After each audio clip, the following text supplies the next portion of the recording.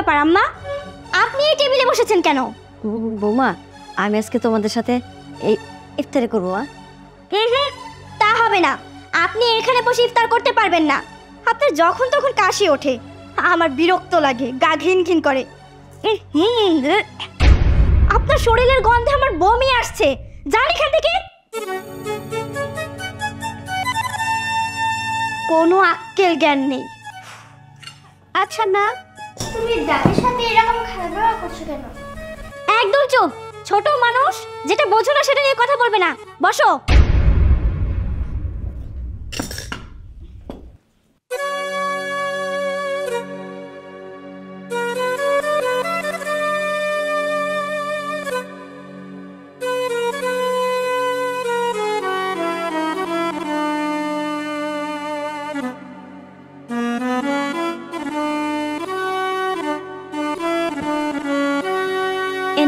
এটা নাও। বৌমা, আমি তো প্রতিদিনই পান্তা ভাত খাই মা, আজকে ইফতারি এত ভালো ভালো, আমার তো দেও না মা। আমি আমার ঘরে যা খাই, কতদিন ধরে খাই না, আমার খুব মন চাইতেছে মা। এগুলো খেলে আপনার পেটে সইবে না।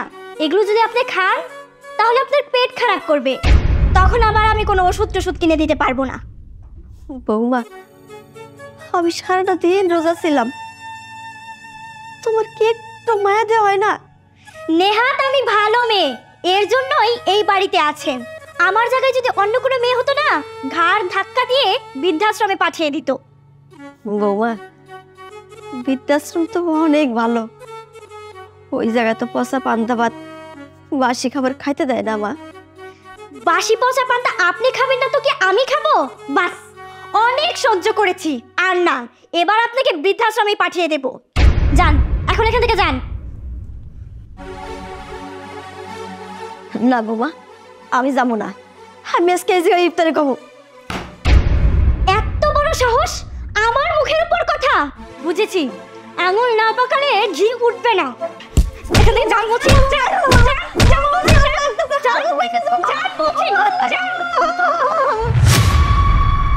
সহ্য যন্ত্রণা। তুই দাঁড়িয়ে আছিস কেন? বস। মুডটাই নষ্ট করে ফেললো, সহ্য যন্ত্রণা।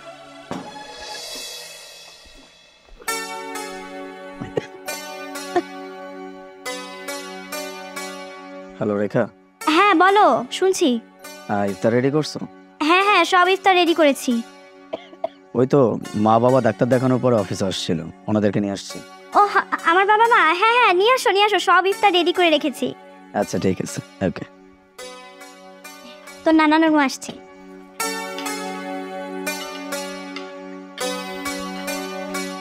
মা বাবা, তোমরা চলে এসেছো, বসো বসো, এখানে বসো। তোমাদের জামাই কোথায়? ও আসেনি? আসছে তো, হাত মুখ ধুচ্ছে। ও আচ্ছা, আমাকে এখানে বসালি কেন? ও মা, ইফতারের সময় হয়ে আসছে, এখানে বসবে না? আমি তো রোজা না। রোজা নেই তাতে কি হয়েছে, তুমি আমাদের সাথে ইফতার করবে। মা, নানু তো অনেক বুড়ো হয়ে গিয়েছে, আর তুমি তো বলো যে বুড়োরা নাকি টেবিলে বসে খেতে পায় না। তাহলে তুমি একটা কাজ করো, নানুকে দাদুর ঘরে পাঠিয়ে দাও। এক থাপ্পড় মারবো। তোর নানু কি তোর দাদির মতো সারা জীবন এখানে থাকতে এসেছে নাকি? থাম্মা, আমি তো ভুলেই গিয়েছিলাম, তো শাশুড়ি কোথায়? তো শাশুড়িকে ডাক। ইয়ে মা, উনি উনি আমাদের সাথে খেতে চান না।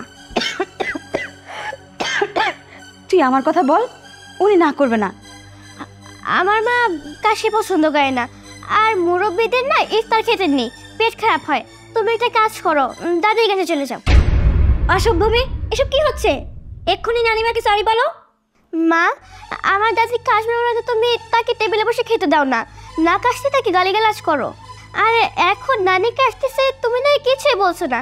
আমি অবশ্যই নানির কাছে ক্ষমা চাইবো, তুমি আগে আমার দাদির কাছে ক্ষমা চাও। এটা কে শুনছি মা? তুমি তোমার শাশুড়ির সাথে কেমন আচরণ করো?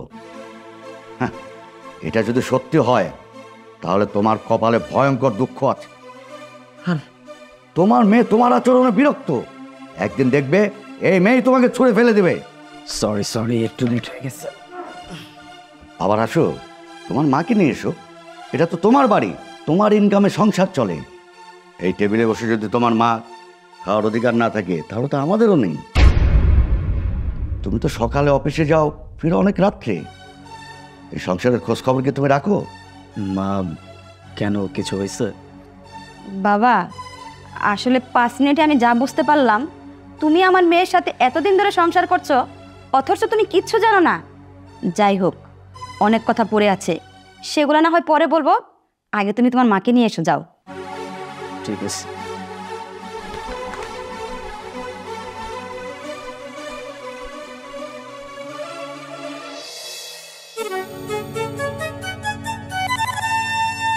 মা, তুমি পান্তা কেন খাচ্ছ? চলো চলো।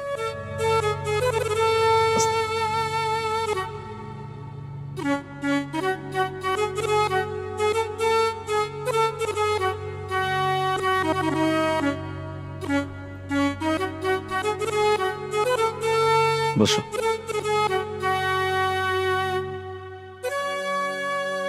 বেআইন, এখন থেকে প্রতিদিন ওদের সাথে একসাথে খাবেন, আর ওরা যা খায় তাই খাবেন। শক্ত হাতে সংসার সামলাবেন, আর যদি কিছু বলে তাহলে আমাকে ফোনে জানাবেন। আব্বু, মানে রাত থেকে একটুখানিও ভালোবাসে না, শুধু খারাপ ব্যবহার করে, পান্তা ভাত খেতে দেয়। আমি তোমার কাছে ভয় গেছে বলতে পারিনি। চুপ করো দুষ্টু মেয়ে। বুঝতে পারছি বাবা, আমি ইফতার পরে তোমার মায়ের সাথে কথা বলবো, তুমি কোনো চিন্তা করো না। আমি তো তোমার মায়ের মতো অমানুষ না, বিবেকহীন না। ইফতারের সময় এখন কোনো ঝামেলা করতে চাচ্ছি না। আজান পড়ছে, শুরু করি। হ্যাঁ,